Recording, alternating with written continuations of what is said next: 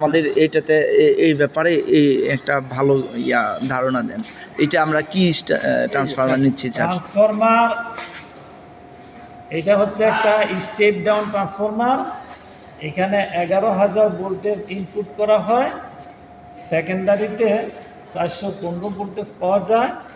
এই ভোল্টেজকে হাই ভোল্টেজের থেকে বা মিডিয়াম ভোল্টেজ থেকে যে স্টেপ ডাউন করা হচ্ছে, এই জন্য এটাকে বলা হয় ট্রান্সফরমার।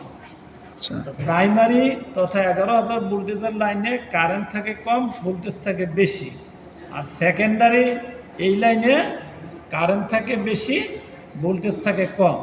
এই 250 কেভি ট্রান্সফরমারে আমরা সেকেন্ডারিতে line to line 347 ampere current পাবো। এটা আমরা ব্যবহার করতে পারবো। এর চেয়ে বেশি ব্যবহার এই যন্ত্র দিয়ে করা যাবে না। আর সেকেন্ডারিতে লাইন টু লাইন ভোল্টেজ পাবো 415 এবং সিঙ্গেল লাইনে ফেজ ভোল্টেজ পাবো 230-32 ভোল্টেজ। তো ট্রান্সফরমারের মূল কাজ হলো যে স্টেপ ডাউনের ক্ষেত্রে হাই ভোল্টেজ থেকে এটাকে ইউজেবল লো ভোল্টেজে পরিণত করে বিদ্যুৎ ব্যবহার করা। যেহেতু আমাদের ব্যবহারিক ভোল্টেজটা হচ্ছে লাইন টু লাইন 415 এবং সিঙ্গেল ফেজ হলো 230-32 ভোল্টেজ। Thank you sir. আমরা যে এটা নিচ্ছি, এটার কোন কোন জায়গায় নর্মাল প্রবলেম হতে পারে স্যার? যে নিয়ে গেলাম একবারে যে ফিক্স থাকবে এমন তো না। প্রথম আমরা কিভাবে বুঝবো যে এটার সমস্যা হয়েছে? এটা নর্মাল প্রবলেম মধ্যে টার্মিনালে স্যার যদি তার কানেকশনে কোনো লুজ থাকে তাহলে ফায়ার হইয়া টার্মিনাল ড্যামেজ হতে পারে। স্যার এই বুশিংয়ের গোড়ায় হিট বেড়ে এইখানে যে অয়েল প্রোটেক্টর আছে এগুলো নষ্ট হয়ে তেল লিকেজ করতে পারে। ট্রান্সফরমার গরম হয়ে যেতে পারে।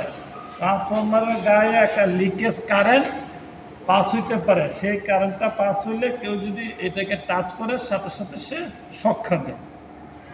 আর হাই ভোল্টেজের লাইনে যাওয়াই যাবে না, কারণ সেটা বিপজ্জনক, সেফ না, বিপজ্জনক।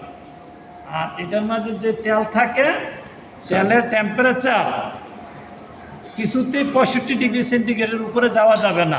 তো এই তেলের টেম্পারেচার ইন্ডিকেটের জন্য কি কোনো এখানে আমার মিটার আছে? এই মিটারে আমি দেখতে পাবো? এই মিটারে দেখতে পাবেন এটা টেম্পারেচার। লালগুলা লেখায় এগুলি টেম্পারেচারের না কালোগুলা না লালগুলা লেখা যে দাগকাটা এটা না, দুইটা আছে আর কি, একটা সেন্টিগ্রেড আর একটা মনে হয় ফারেনহাইট। হ্যাঁ, তো সেন্টিগ্রেড হলো কালোটা। 65 ডিগ্রি সেন্টিগ্রেড পর্যন্ত অ্যালাউবেল, কিন্তু নরমালি এটা থাকা দরকার 40 থেকে 50-এর মধ্যে। তাহলে মানে আমাদের এইটার ভিতর থাকবে। জি, এই 65 আর 40-এর এই মাঝামাঝি। এর চেয়ে যদি বেশি বৃদ্ধি পায় তাহলে এর ভিতরে যে কুর আছে, ইনসুলেশন আছে, অয়েল আছে, এগুলো মানে ঠিক অবস্থায় নেই, সেগুলো ড্যামেজ টাইপের বা ক্ষতি হয়ে যাচ্ছে। এই জন্য টেম্পারেচার দেখিয়া আমাকে যদি এটা বেড়ে যায় তাড়াতাড়ি তাদেরকে জানাইতে হবে। তারা সেটা দেখে এসে যা ট্রিটমেন্ট করার দরকার ওরা করবে, সেটা করবে। এই যে স্যার এই তেলের কালার যদি চেঞ্জ হয়ে যায়, স্বভাবতই এখানে টেম্পারেচারও বাড়বে, লস বাড়বে, আমি বিদ্যুৎ বিল অনেক বেশি হতে থাকবে।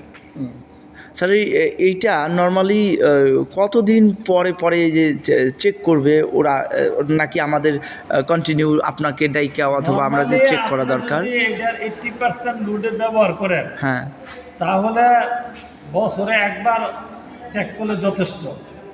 2-3 বছরও সমস্যা না, কিন্তু এইটার উপরে ধুলা বালি পরে যদি আস্ত হয়ে যায় তখন তো এই বড়িটা যত ক্লিন থাকবে হিটটা তত তাড়াতাড়ি আউট হয়ে যাবে। এটি যদি ময়লা ভর্তি হয়ে যায় তাহলে কি হিটটা আউট হবে না, তখন এটা গরম হয়ে যাবে। আচ্ছা স্যার, এই জন্য ক্লিনিং কাজটা করতে হবে। দূরের থেকে যখন দেখবে যেটা ধুলাবালি মাকড়সা জালে ভর্তি হয়ে গেছে তখন তাদেরকে ডাকে এটা ক্লিন করে দেবে। এটি কি আমরা নর্মাল ফ্যানের যেই সিস্টেম আছে ওগুলি কি পানি ছাড়া হাওয়া দিয়ে ক্লিন করব এরকম সিস্টেম, না ন্যাকড়া টাকড়া দিয়ে মোছা যাবে? করতে যাবেন না, কারণ এটা তো জানা নাই। একটা লোক জ্ঞান দুর্ঘটনা ঘটাই দিল। না ওই যে সার্ভিস লোকরা দিয়ে করাই, ওদেরকে বছরে একবার চেকিং করলে যথেষ্ট হবে। এটা এরকম সমস্যা হয়। আচ্ছা স্যার, যেদিন লাগাবে আমি আমার ভবনটা তো তৈরি করছি তখন যা সাজেস্ট করি টেম্পারেচার বেড়ে যায় স্যার। তাহলে স্ট্যান্ড একটা ফ্যান দিয়ে এটারা আপাতত দূরের থেকে ঠান্ডা করতে পারে, ওদেরকে খবর দেওয়া রাখতে হবে। লাইন অফ করে দিতে হবে না, টেম্পারেচার বেড়ে দূরের থেকে একটা ফ্যান দিলে তখন আবার অনেক টেম্পারেচার কমে যাবে। সাবস্টেশন রুমে একটা ফ্যান উপরে তো থাকবেই, কিন্তু অনেক বেশি যদি হয় সেক্ষেত্রে আমরা এই যে পুরো ফ্যান লাগে না, আপনি যে রুমে অত রুমে না হইলে ন্যাচারাল ভেন্টিলেশন থাকে। আমার তো বাইরে টেম্পারেচার 38, 40, 42-এর উপরে তো নর্মালি বাংলাদেশে যায় না। এইটা 50-এর নিচে মতো তাহলে কোনো সমস্যা নেই। ধন্যবাদ স্যার। এই যে প্রাথমিক একটা ধারণা দিলেন যে এই হতে পারে, এটা তো আমরা জানি না, ডাকবো কখন কি করবো এর জন্যে। যেমন এইখানে ময়লা পড়ে হ্যাঁ। আস্ত হয়ে গেছে, হ্যাঁ এই বডিটা দিয়ে হিটটা বাহিরে যায়। জি আমি স্যার। যদি একটা ময়লার আস্ত করে যায় তাহলে হিটটা সেই পরিমাণ আউট দিতে পারতেছে না, এই জন্য ক্লিন রাখুন লাগে। আর সবসময় এয়ার গ্যাসকেট দিয়া যেন তেল বের হয়ে বাইরে না পড়ে, খেয়াল রাখতে হবে জি। যে দূর থেকে আমরা তেল ঢুকে পড়লে এই ফুল ভিজা ভিজা দেখা যায়। আর তেলের একটা দাগই আলাদা রঙের হয়, হ্যাঁ, বুঝা যায়। আলাদা রঙের।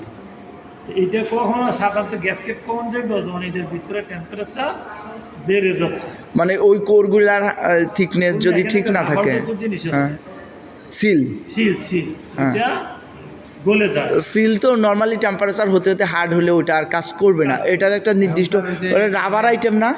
এই যে স্যারে যে কথাটা বলো না, আমি একটা কথা বলি, আমাদের যে জেনারেটরটা ছিল না স্যার, তো ওখানে যে আপনার এই যে রেডিয়েটরকে পানি দেয় না, দারোয়ান চেঞ্জ হয়েছে, তো ও মনে হয় এটা করে নাই, না করার কারণে ওই জেনারেটর চলছে, চলার পরে জেনারেটর